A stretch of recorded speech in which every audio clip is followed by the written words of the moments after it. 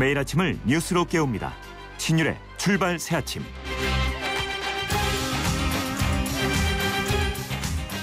기자라는 직업이 누릴 수 있는 특권, 바로 질문하는 겁니다.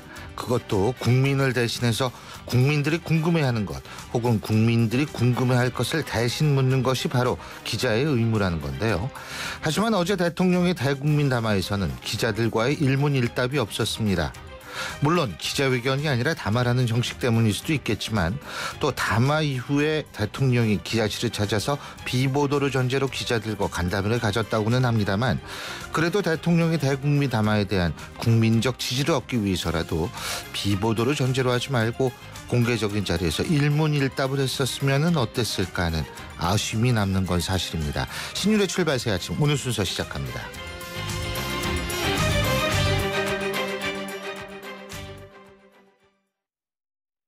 아빠, 우리 경포해수욕장 가자. 근데 엄마는 하늘목장 가고 싶대. 그건 난 모르겠고 용평 리조트 가자. 워터파크도 가야 되고 관광 곤돌라도 타고 싶은데. 그건 난 모르겠고 용평 리조트 가자니까. 바쁜 아빠를 위해 용평 리조트가 통으로 다 준비했습니다. 대관령 통 패키지, 티몬, 쿠팡, 위메프에서 구입하세요. 신율의 출발 새아침. 어제 박근혜 대통령의 대국민 담화, 국민들의 예상을 빗나가지는 않았다고 얘기를 하죠. 노동시장 개혁, 그리고 공공금융교육으로 이어지는 이 4대 부문 구조개혁에 정말 사활을 걸겠다, 이런 것이 핵심이었었는데요. 특히 그중에서 핵심은 노동개혁을 일자리로 정의하면서 기성세대의 기득권의 양보를 요구했습니다. 바로 임금 피크제 도입 얘기인데요. 임금 체제 개편 등 노동시장 유연화로 대표되는 노동개혁, 과연 이것이 우리 경제를 지금 살릴 수 있을까요? 노동계의 반발이 좀 만만치 않을 것으로 예상이 됩니다. 그래서 오늘 이 시간에는 야당의 입장 들어보겠습니다. 한국노총 위원장 출신이죠. 새정치민주연합 이용득 최고위원 전화 연결돼 있습니다. 이 위원님 안녕하세요. 안녕하세요. 예. 자, 어제 사실 여러 가지 얘기를 했지만 그중에서 이제 노동개혁이 일자리다, 이런 대통령의 정의 동의하십니까? 동의를 당연히 할 수가 없는 거죠. 그럼 어떤 면에서요? 아니, 일자리 문제는 정책의 문제가 아니고 시장의 문제입니다. 예. 그런데 노동개혁은 일자리다. 근데 노동개혁의 내용을 들여다보면은 핵심적인 내용들이 임금 피크제나 또 취업규칙 완화, 해고의 완화, 이런 것들인데요. 예.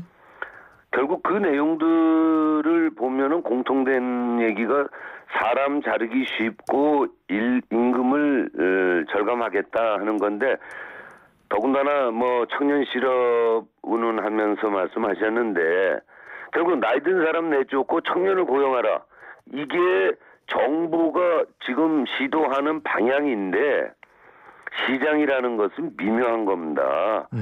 젊은 사람을 양질의 일자리로 이렇게 뽑느냐, 절대 그렇지 않거든요. 예. 시장이라는 건 자기가 필요한 사람을 쓰는 거고, 거기에는 적당한 대가를 주는 것인데, 고용된 사람이 기분 나쁘면 또 기대하는 만큼 생산성은 안 오르고, 또 조건이 서로 안 맞으면 싸우게 되는 거고, 이런 건데, 정부가 이런 것들을 다 강제할 수 있다? 절대 그렇지 않고요.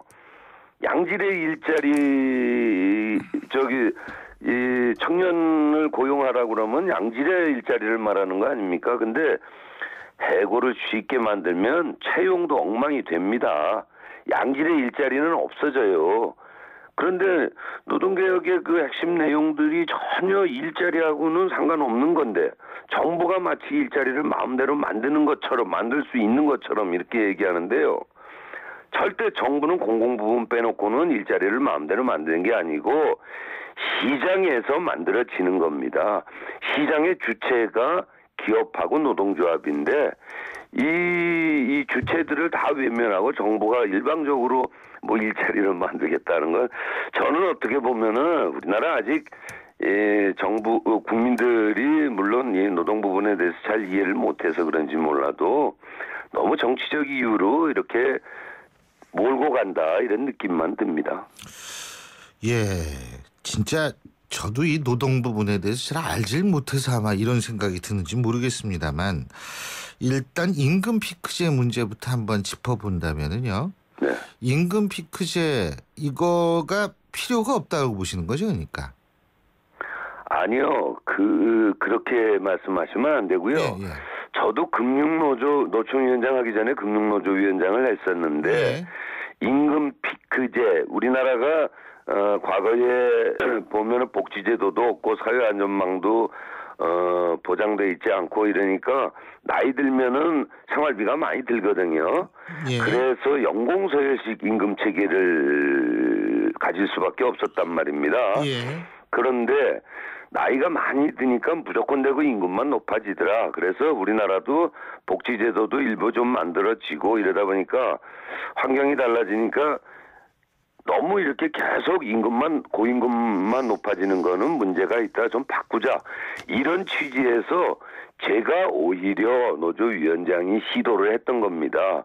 뭘 시도하셨어요? 임금 피크제를 임금 제가 금융노조위원장 때 예. 정부에서 최초로 했지요. 예. 했는데 예. 그 하는 취지는 고임금들이 일정 부분 좀 물러나면서 또 신규 채용도 늘고 이래야 된다고 했는데 아까도 말씀드렸지만은 이 시장은 미묘한 게 돼서 사람을 자르기 쉽다 또 나이 든 사람은 내보낸다 이렇게 만들어 놓으니까요 오히려 아니 잠깐만요. 제가 네. 이거 궁금해가지고 자꾸 말이 헛갈리는데 네. 임금 피크제라는 건 나이 든 사람을 내보내는 게 아니고 나이 든 사람 60세까지 정년을 보장한다라는 차원에서 그 기업들이 그러면서도 젊은 사람들을 고용하는 게 어렵기 때문에 돈이 없어서 그래서 임금 피크제를 하는 거 아니에요? 지금 아니, 꼭 그렇지만은 지금 않아요. 최고위원님 꼭 그런 게 말씀 아니고요. 보면 임금 피크제가 60세 결국은 나이 든 사람들을 내쫓는 느는 데 것 따라서 이거라고 말씀하시니까. 임금 피크제가 있다는 건 요번에 공공 부분에 해당되는 거고요. 예. 그 전에 이미 나는 금융노조 때 임금 피크제를 도입해서 나이 든 사람들을 조금 임금을 좀 무조건 올라가던 것을 제한시키고 일부 좀 먼저 나가게 하고 젊은 사람들을 쓰자 이런 취지였어요. 그러니까 지금 공공 부분에 정년 연장과 맞물린 임금 체계 꼭 그건 아니고요. 우리나라가 잘못된 건 아니죠. 역사적으로 그럴 수밖에 없었는데 연공서열식 임금 체계에서 오는 폐단들을 조금 줄여보자고 했던 건데 결과는 말이에요. 청년 일자리가 전혀 늘지가 않았어요. 양질의 청년 일자리가. 오히려 고용에 대한 분위기만 안 좋아져서 예. 여성들이 전부 비정규직으로 전환됐고 여직원들이 다 비정규직으로 됐어요. 그다음에 비사무직들이 전부 외주 용역화만 강화됐고 오히려 고용 부분은 전반적으로 엉망이 되더라고요. 그래서 이 탁상에 앉아서 기대 효과 노리고 이렇게 저렇게 해보자 하는 게 시장에서는 딱 맞물려 들어가지는 않더라. 이런 얘기고요. 임금 피크제가 필요 없다. 이런 얘기는 아닙니다. 예, 지금 제가 그래서 여쭤보는 건데요. 어제 네. 그 임금 피크제가 가장 핵심이라서 제가 아직도 잘 이해가 안 가는 게 제가 앞으로 공부를 좀 더 열심히 하겠습니다. 그거 그런데 잠깐 공부해야 되는 것도 아니에요. 아, 그렇군요. 네. 그런데요. 임금 피크제 아직도 전 연관성을 잘 이해를 못 하겠거든요. 네. 임금 피크제를 실시했더니 나이 든 사람이 나가더라 이 말씀이세요, 지금? 나가더라가 아니고요. 임금 피크제 자체가 뭡니까? 당신들 임금을 3년이면 3년 늘어난 만큼 이렇게 깎을 테니까 예. 나갈래? 그걸 감수할래? 이거 아닙니까? 그렇죠. 그러면은 나가는 사람들도 꽤 있어요. 나가는 사람도 꽤 있다. 근데 네. 원래 취지는 나가라고 하는 거는 아니지 않습니까? 본인이 선택을 했을 때 나가면 할 수 없지만. 선택을 하는데 나가는 문을 열어놓은 거니까 나가는 부분을 얘기 안 할 수가 없는 거죠. 예. 그리고 또 한 가지는 임금 피크제 때문에 여성들이 비정규직이 됐다. 이게 임금 피크제하고 여성들의 비정규직하고 어떤 중간에 과정이 있는 거죠? 경제가 뭡니까? 경제는 심리라고 그러지 않습니까? 예. 마찬가지로 노사관계나 이 고용이나 이런 부분들은요 분위기입니다. 분위기. 거기에서 사용자들의 고용의 유연화 이런 얘기를 많이 하는데 노동조합의 힘을 약화시키고 사용자들의 힘을 강화시키고 나면은요 결국은 고용을 아주 쉽게 그러니까 사람을 해고를 쉽게 하고 내보내고 고용을 자기 마음대로 하면은 채용도 엉망이 되는 겁니다. 그 양질의 일자리가 없어지더라고요. 예, 양질의 일자리가 없어지는 차원에서 봤을 때 여행원들도 비정규직화가 막 엄청나게 늘어나더라고요. 거의 90% 이상 비정규직으로 전환됐었어요. 그러니까 임금 피크제 제가 요약을 해볼게 한번 판단을 해보세요. 임금 피크제를 하면 분위기가 뒤숭숭해져 가지고 그리고 기업의 입장에서 볼 때는 야 이제 내가 마음대로 할 수 있구나라는 생각을 해서 점점 비정규직이 늘어난다 이런 말씀이세요? 간단히 얘기한다면? 아니 전혀 그것도 맞지도 않고요. 예. 어쨌든 이 시장의 문제는 시장의 주체인 노사 당사자들에게 맡겨야지요. 정부가 개입하고 어떤 강제적 힘이 적용되면은 사용자의 힘이 일방적으로 세지면 고용은 엉망이 된다. 이렇게 되더라고요. 그래서 경제가 심리라고 하듯이 노사관계도 분위기입니다. 이런 분위기에 자꾸 정부가 개입하고 이래서 그 소기에 성과나 효과들이 안 나타나더라 이 얘기입니다. 예. 자 그렇다면 시장에 맡겨야 된다고 지금 말씀하셨죠? 일자리 문제는 그죠? 네네네. 그렇다면은 정부가 나서서 예를 들면은 특정 대기업들에게 이 젊은 층에 있어서의 실업이 심각하기 때문에 좀 많이 뽑아라 이런 것도 잘못된 거겠네요. 그러면은 잘못된 거죠. 그것도 그리고 잘못된 아주 거다. 그거 자체가 정부는 그렇게 요구할 수 있지만. 정부가 그렇게 강제하는 것은 잘못됐다 이겁니다. 왜냐하면 지금 요구하는 것이 강제는 자기가 필요한 사람을 쓰는데 정부가 이 사람을 써라 저 사람을 쓰라고 해서 그 사람들이 써집니까? 경제 상황이 안 좋고 기업 환경이 나빠지는데 정부가 젊은 사람 써라 나이 든 사람 쓰지 마라 이렇게 한다고 그게 됩니까?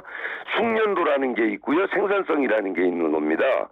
기업주 입장에서는 숙련된 사람 생산성이 높은 요 사람들이 더 필요하면 그 사람들을 쓰는 거지 정부 말대로 그렇게 강제될 수 있는 겁니까?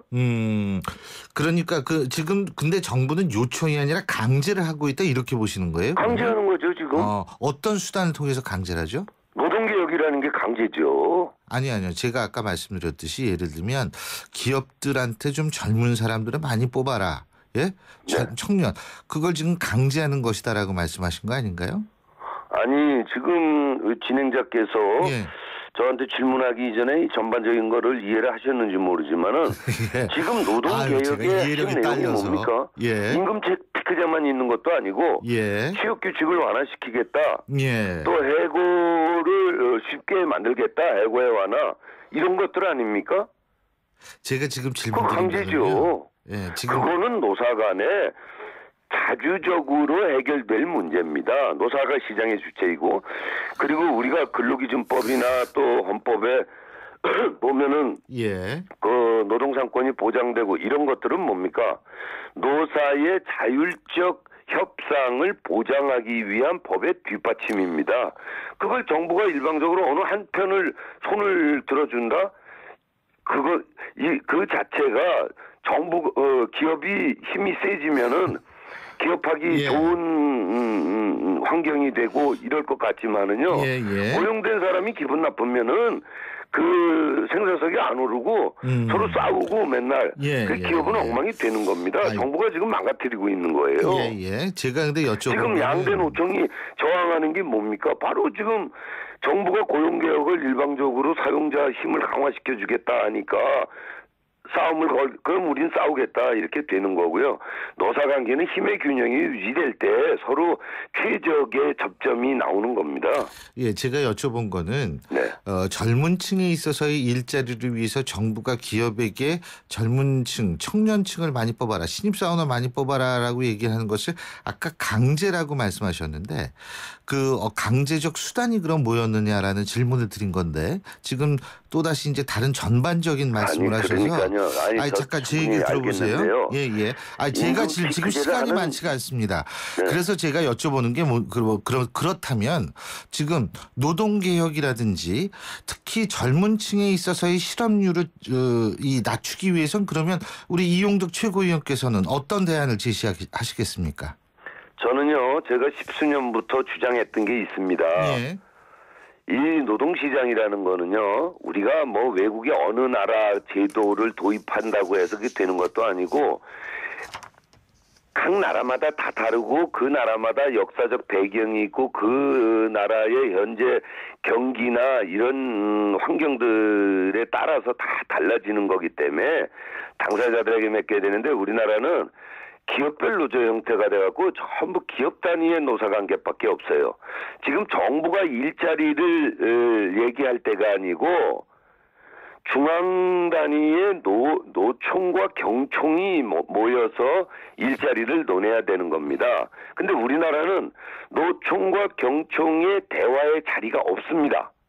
이거는 IMD나 WEF에서도 규정한 거지만은, 평가한 거지만은, 우리나라 142개국 중에 142 정도, 그러니까 노사관계가 없다, 중앙에, 이런 건데, 이 시장 주체들이 모여서, 자, 우리가 이러이러한 일자리가 필요한데, 여기에 필요한 일자리를 어떻게 만들 거냐?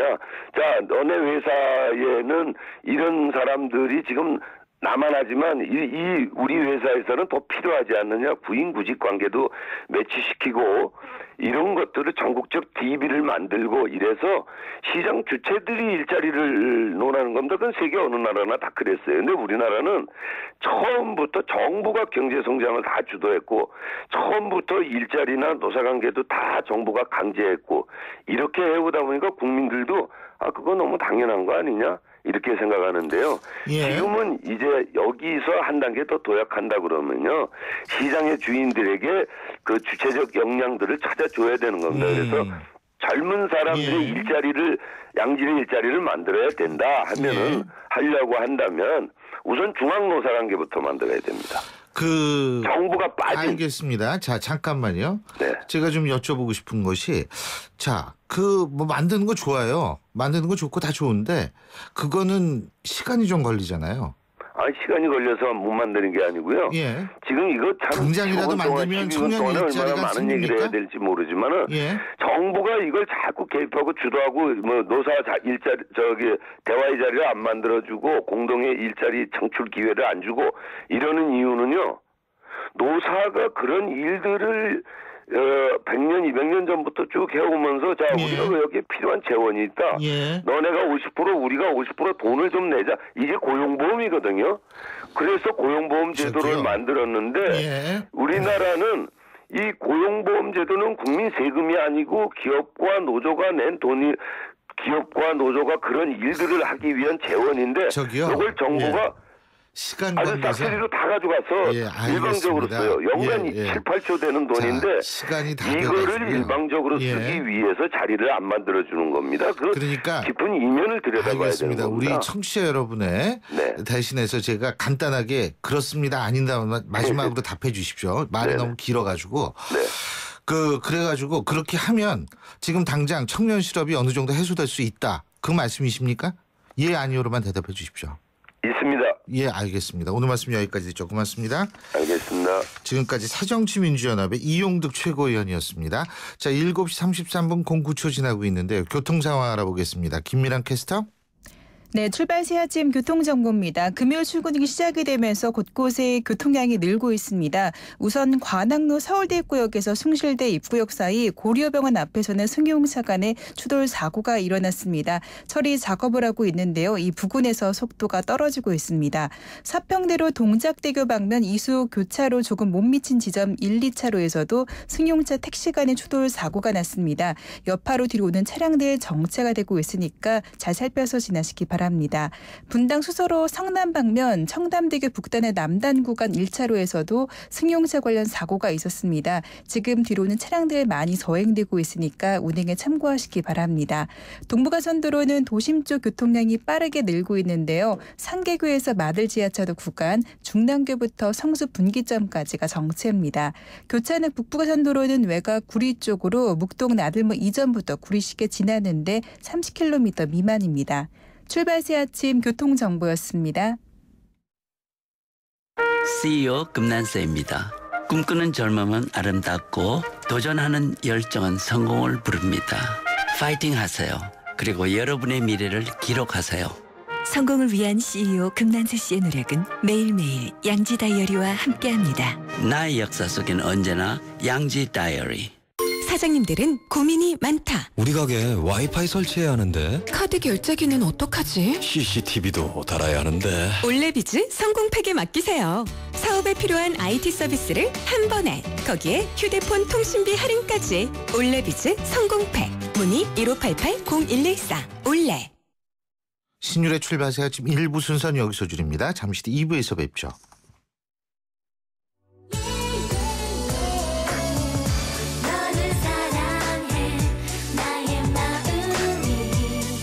안녕하세요. 라이라이리 엄마 SS의 슈입니다.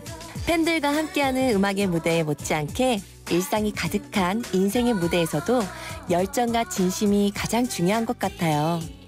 24시간 열정과 진심으로 채운 음악, 뉴스, 시사 프로그램까지 94.5MHz YTN 라디오는 가장 감동적인 삶의 무대입니다.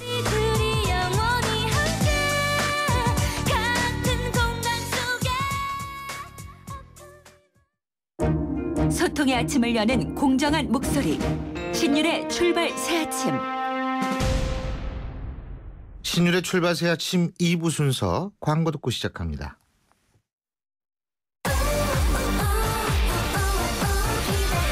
KTX 광명역 신안산선 개통 예정. 광명역의 빛나는 첫자리.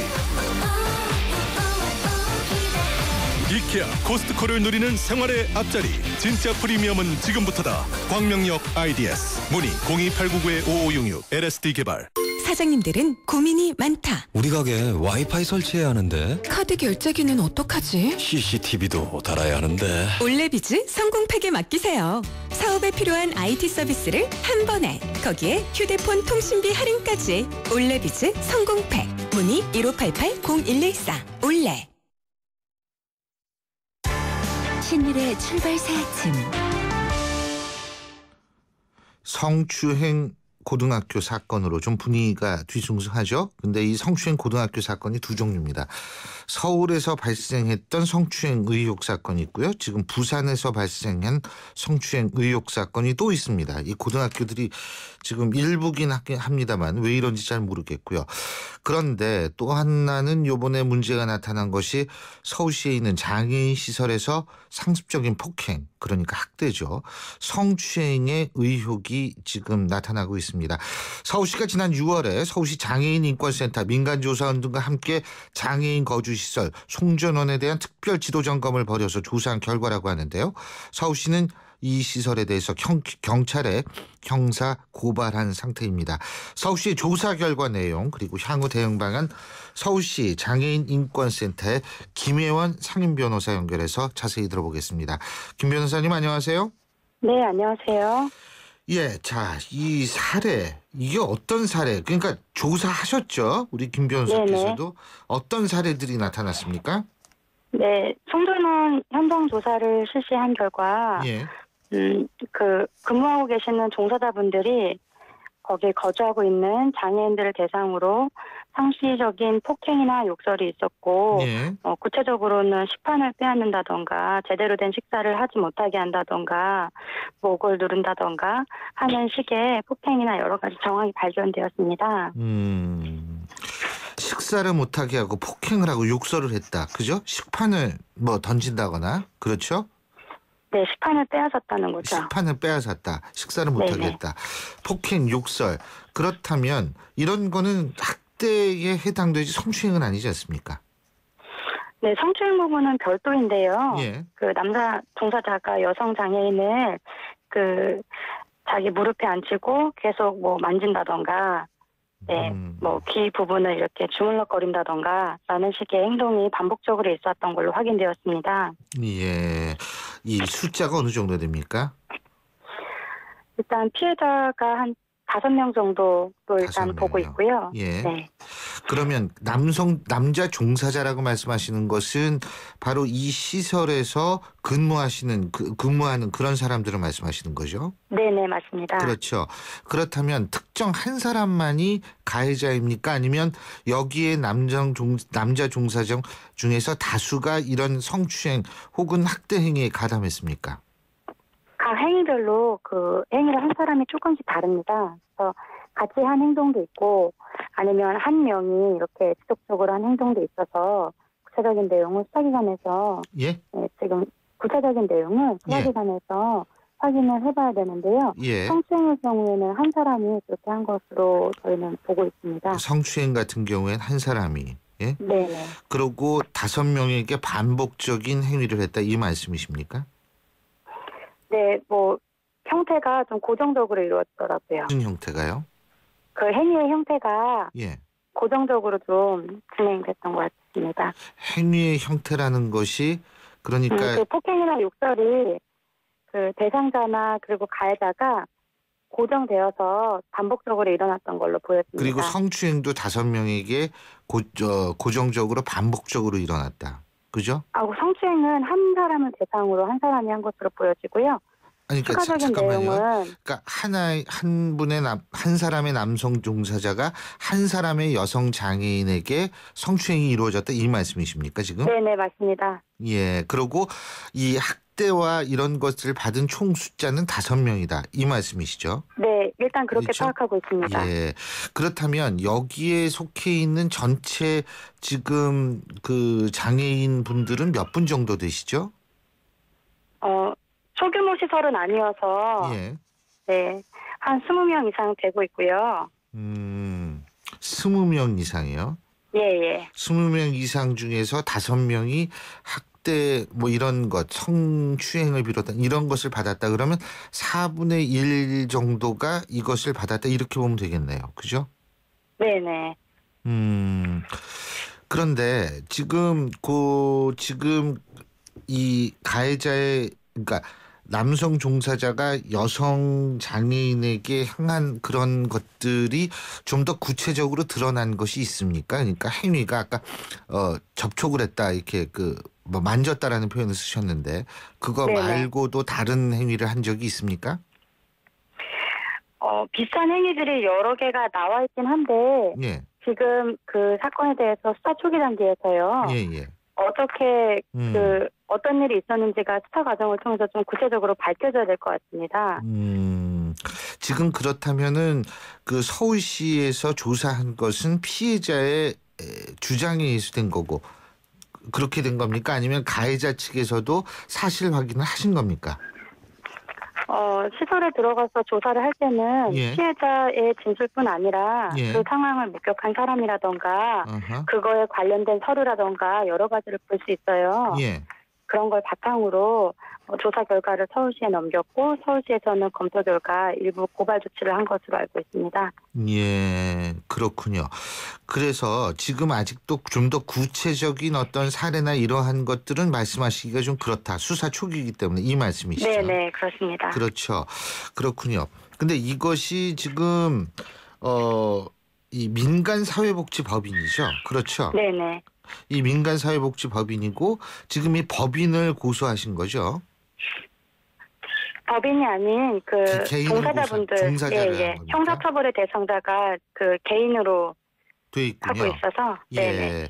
그렇다면은 이 법인에서는 관리감독 소홀이라는 그런 책임 같은 건 없다고 보십니까? 당연히 있다고 보고요. 예. 네, 도감이 이후에 사회복지사업법상 예. 공익이사 선임 같은 다양한 제도 개선이 있었습니다. 예. 그런데 기존 법인의 경우에는 예. 그거를 뭐 별다른 이유 없이 소극적으로 적용하는 게 어려웠기 때문에 법인 내부의 그런 의지라던가 자정 노력이 되게 중요한 것이거든요. 그런데 아시겠지만 사회복지법인은 그 산하에 장애인 거주시설을 여러 개 가지고 있거나 장애인 보호작업장 같은 것을 가지고 있는 경우가 많이 있습니다. 그러다 보니까 그 각 시설별로 막대한 보조금이 지급되고 있고 이용자의 대부분이 수급자로 등록이 되어 있어서 기초생활수급자라던가 이런 걸로요. 등록이 되어 있어서 별도로 생활비도 받고 있거든요. 결국 이 사회복지법인이 장애인을 인간이 아닌 돈이나 대상으로 대하는 경우에 그 법인은 그 자정 능력을 상실하기 때문에 이번 사건과 같은 경우에도 그 법인이 이 일에 아주 관여가 없었다라고 보기는 어렵다고 봅니다. 관여라는 게 어떤 의미일까요?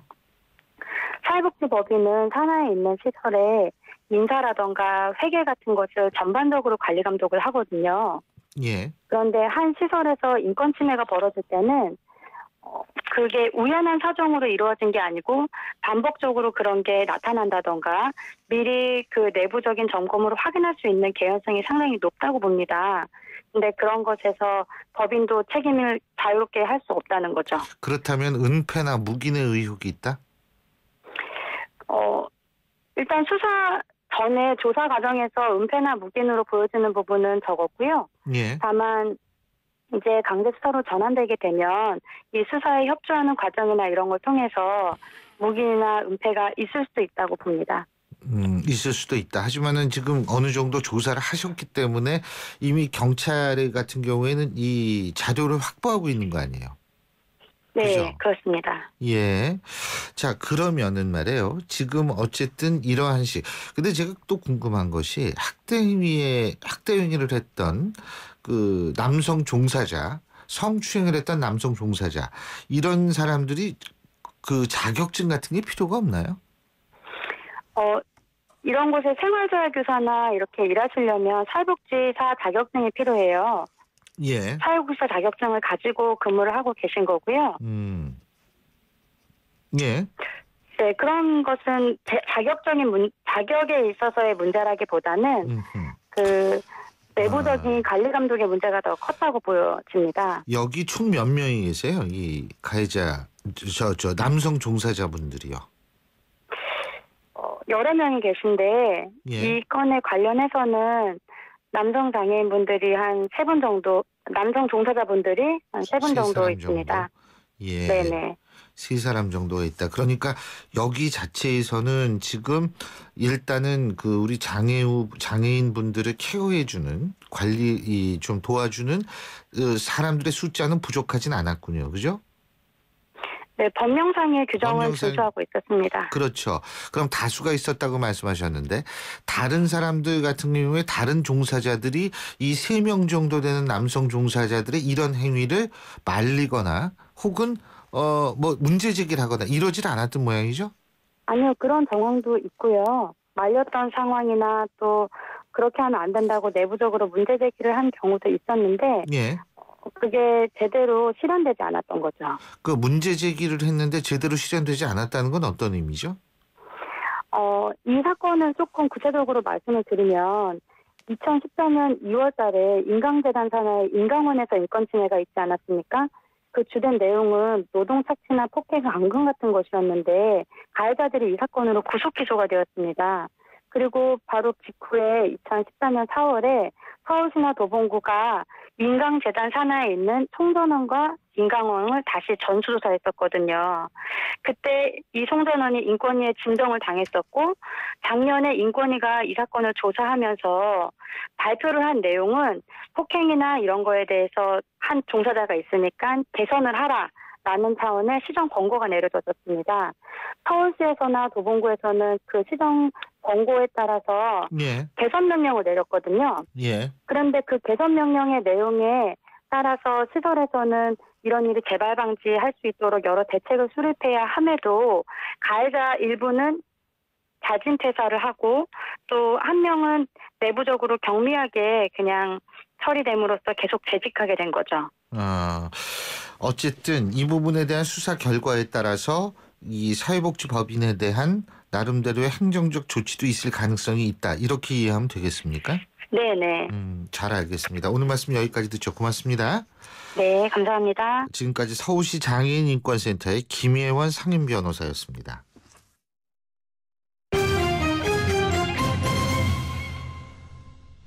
예, 오늘의 주요 경제 이슈 짚어보는 시간이죠.